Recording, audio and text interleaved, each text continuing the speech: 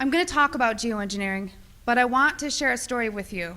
Every time I'm asked to speak, I public speak for a living. I'll go into that, but I don't get nervous to speak to you. What I get nervous about is not getting emotional telling you my story. Because in 2002, shortly after 9/11, like a lot of military veterans, I raised my right hand and I took an oath to the Constitution to hopefully do something meaningful with my life. 19 years old, unsure what I wanted to do. So I enlisted in the U.S. Air Force. My job in the U.S. Air Force was working in bioenvironmental engineering. So what bioenvironmental engineering is in the Air Force is equivalent to that of the OSHA and the EPA, if you're familiar with that. So we were an embedded liaison to make sure that we were tracking all of the aspects and impacts of the military, meaning what is the military doing and how is it impacting the environment, because we were accountable for that. Being government, we did not get any special treatment. We just couldn't be fined being another federal agency. EPA can, but not OSHA. So from the health side, it was knowing what you do in the Air Force. What does your job entail that is hazardous to your health? And I'm going to give you an example. Let's say that you were an aircraft painter, you were a mechanic.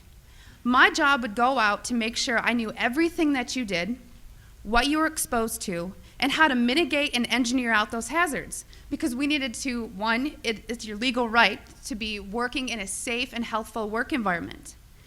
So throughout 9 years, I worked as an industrial hygienist and an environmental specialist. There's two bases I was at that are called air logistics centers.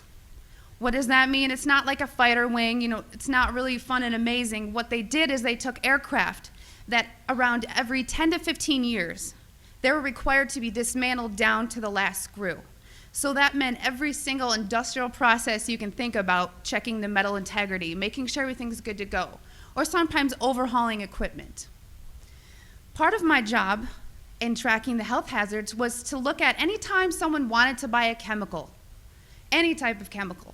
It was ordered through a system, and in that system, I had to go in there and say, the country we're in, we're not allowed to use this. We need to substitute it out with something a little less hazardous, while also maintaining the integrity for a technical order, meaning for that process, it says you must use, xylene or toluene to do this process. Well, I have to kind of fast forward. I want to say around 2006, I started kind of opening my eyes to how the military wasn't really what I thought it was. And people approached me knowing what I did for a living and said, have you ever heard of chemtrails? Well, I hadn't. And that sparked my interest. So I went online and I looked at chemtrails. I saw a lot of, debunking, a lot of sites that were just kind of calling it a conspiracy theory. And I thought, well, geez, this is what I do for a living. Preventive health, making sure that people are not getting sick, especially in the workplace, and by things that we're doing that can affect, human health and the environment. To summarize it, in an attempt to debunk this conspiracy theory as I thought it was, I didn't debunk it. It literally changed my life. Like I said, this is hard for me because it's not easy standing here and telling my story. One day I was going through that computer system, which if you want to look it up, it's called an Air Force Form 3952. It is the approval of hazardous materials. I was finding tons and tons of large quantities of aluminum, barium, strontium in the forms of oxides and sulfates. And of course I knew that there's industrial processes you may not have heard of, but it's bead blasting, pneumatic sanding, shot peening. There is certain medias that's similar to that is used. However, I had already accounted for that. I would sit and look at this computer system and say, this shop wants to order this paint. I'm going to tie it to a task. We had to know what was being used, why it was being used, tracking it cradle to grave on how we were going to dispose of it to be compliant with OSHA and the EPA. One of the legal requirements in approving these is looking at what used to be called the material safety data sheet. On that sheet, it's going to list the manufacturer. It's going to list some maybe acquired personal protective equipment that needs to be used or some ways to mitigate the exposures. These electronic MSDSs did not have a manufacturer name. They were very vague. They almost looked to me like somebody had made it and scanned it into the system. So I asked the question, what is this being used for? I never got an answer, so I didn't approve it. And it sat there. And then the heat came down. Why aren't you? Are you behind on your 3952s? Only a select few of us did that. So I started asking questions. And at that point, my demonization began. You know, I made my rank. I was decorated. I was a non-commissioned officer of the quarter. I won lots of awards. I had no reason for anyone to attempt to demonize me. So then I get moved over to the other Air Logistics Center. There's only 2 in the Air Force, which is in Warner Robins, Georgia. This kind of carried with me, and I thought, you know what? Should I revisit this? Is it worth it? Did I hit something? Maybe it's need to know. I started finding the same things at Robins Air Force Base. I was now doing some more investigation work. Part of what I did was to use a high volume air sampler to air sample up to, I'd say, a football field in about 10 minutes. I also conducted soil sampling because I thought, you know, if this is real and they are spraying this, it's going to get to the ground. So I conducted air sampling, I conducted soil sampling, and I was getting high levels of these contaminants. When I started asking the question again under a new commander, I never in my life thought I would have somebody look me in the face and tell me, I am questioning you. Is there something wrong with you? You've been looking really depressed lately. You know I can put you under mental evaluation for up to 120 days. Who would take care of your daughter? Because I was divorced at the time. As soon as I heard that, I knew.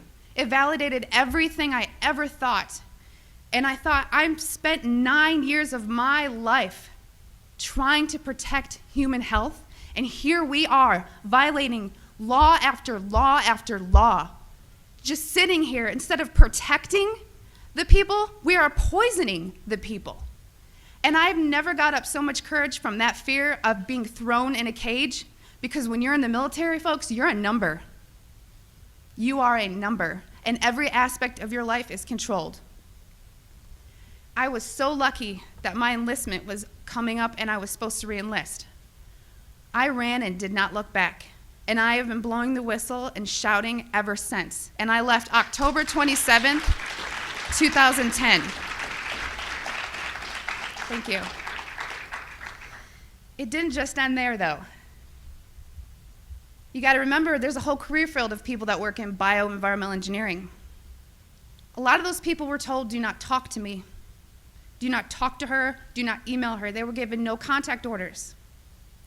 Because my biggest thing was, if I'm just so, dishonest, don't you think somebody would come out and say, she was never in the military or something negative to discredit me? They've ignored me, but they've tried to silence me. Every time I fly, I am pulled into a secret room. I literally am tagged in the system for the TSA. It is difficult. As an industrial hygienist, I do very well for myself, but it has been so difficult after leaving the federal government to maintain employment. Nowadays, everyone runs background checks on you, and the first thing they look at is, wow, here's a whistleblower. And you ask yourself, if this is true and we are spraying the people, where are the pilots? Where are the people? I don't know if you pay attention, but look at Snowden. Look at Manning. People don't come forward because these supposed Whistleblower Act protections that you have are not enforced, they're not supported, and they really don't exist. But what I want you to take from this is to understand that I am being completely honest with you, and that geoengineering is occurring, it's been occurring, it is not new, and your tax dollars are funding this. I 100% know that the U.S. Air Force was involved, and I think back to all these things that I never had noticed. If you don't know what to look for, you can't look for something. And once I realized a process they were trying to hide, people have come out of the woodworks, from EPA compliance officers to ex-people that I worked with in my career field, who I cannot state for obvious reasons. I've had pilots come forward. I've had people come forward that actually load the canisters on the planes. These people don't come forward because they are afraid that they're going to end up like Snowden. And I continue to speak to let people know I've been screaming about this for 3 years and I'm still here.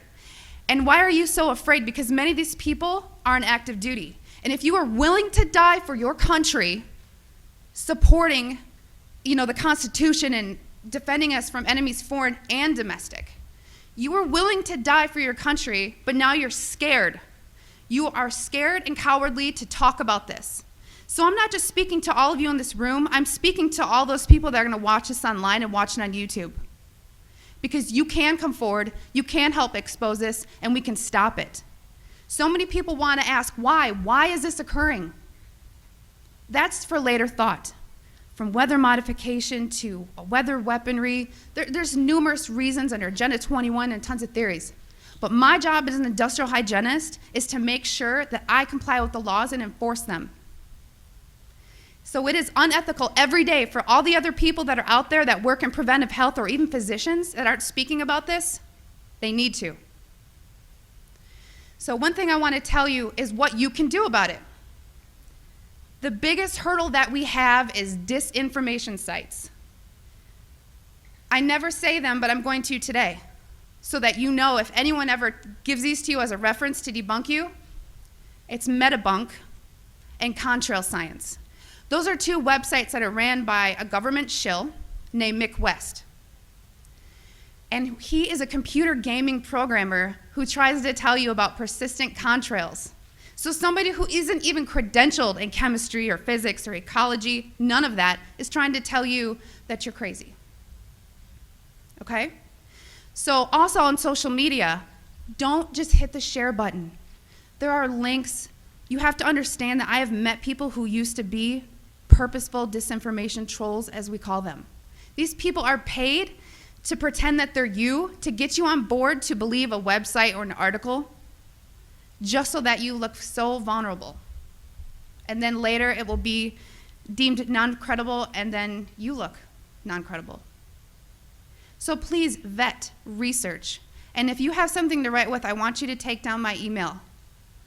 It is Kristen, Kristen, Megan, Meghan, @gmail.com. And by emailing me, I can give you some information for what I'm about to tell you. If you still don't believe it, or you still want to convince people, there's something you can do. You can take a glass jar. It needs to be a glass jar, so there's no BPAs. Take a rain sample and take a snow sample. I tried to discourage the soil sampling because everyone's background of where you live is different.